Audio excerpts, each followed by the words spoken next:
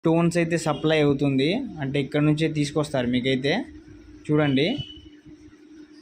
అలాగే మనం నెక్స్ట్ అయితే మనకి ఆ బిల్డింగ్స్ కనపడుతున్నాయి కదా ఆపోజిట్లో, అదైతే తీద్దామండి.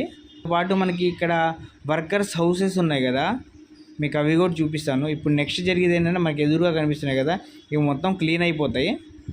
ఈ చెట్లు ఇవన్నీ వెళ్ళిపోయి మనకి శుభ్రంగా కనిపిస్తాయి.